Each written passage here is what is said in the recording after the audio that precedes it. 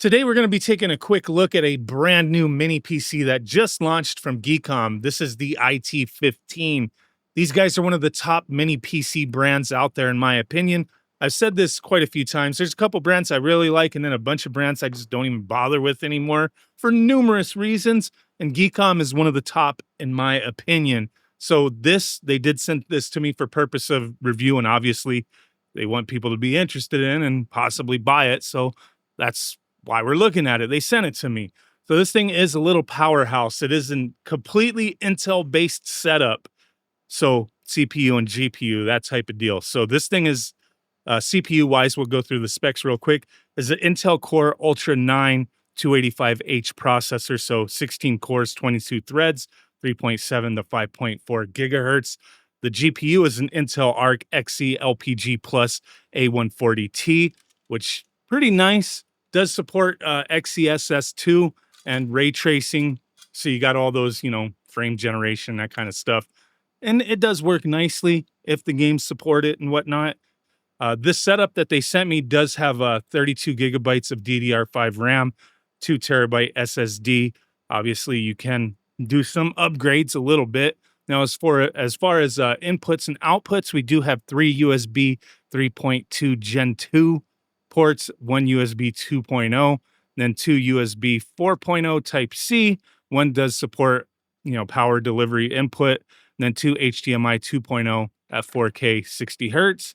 We have a 3.5 millimeter headphone jack, a 2.5 gig RJ45 LAN port. We also have an SD card port, which I always like being able to throw an SD card in there. That's cool. A lot of mini PCs don't bother with that. I like that for various reasons. This does have a Windows 11 Pro built in. We have Bluetooth 5.4. We have Wi-Fi 7. So there you go. Now, as far as testing this thing out, I did throw, a few PC games at it, and then also quite a bit of, emulation. I wanted to see how things were handled. Now, as far as PC gaming goes, I just wanted to test a few, more recent releases, like Doom, Dark Ages, Indiana Jones, that kind of thing. I even threw Elden Ring, little older release, just to see, right? And these games all played just fine using, like XeSS, throwing that in there because, this isn't like the most highest end desktop gaming PC or anything. So you are going to have to take advantage of those, extra features, right? Frame generation, stuff like that to get the most out of it. Now, I did play some games without using that, and it works okay, but you'll get the most out of throwing that support in the games that use it. I did notice trying to play Doom Dark Ages, it didn't want to run at first. I think it's just a game that has a lot of weird little quirks going on. When I tried booting the game, it told me it had issues. I didn't have any problem booting the game on my main PC, but on this PC with an Intel Arc GPU, it just didn't want to boot. And then I was like, let me update the drivers and everything. Maybe I'm behind on it. I just started up this PC, and I updated the drivers, and it still was like, it doesn't want to play, but it would let me play this time, but it said the drivers were outdated, but I could still run it. So I don't know. It finally worked after I, updated the drivers, but it didn't recognize that the drivers were even there. I don't know, just kind of something strange with Doom anyway, but it ran just fine. Indiana Jones, the same thing. Getting decent FPS with, frame generation and whatnot. Elden Ring played fine. All that kind of stuff. Now, jumping over to emulation, I don't really test lower end stuff for the most part with these kind of PCs because you're gonna be able to play all your 16-bit arcade stuff, lower end 3D games just fine. PS1, Nintendo 64, you're not gonna have any issues with that at all. Even in jumping into like Sega Saturn, you'll be okay with that. Sega Saturn was kind of one of the later ones that was difficult to emulate, but we're kind of there now, so it's fine on this PC. I didn't have any issues emulating Sega Saturn.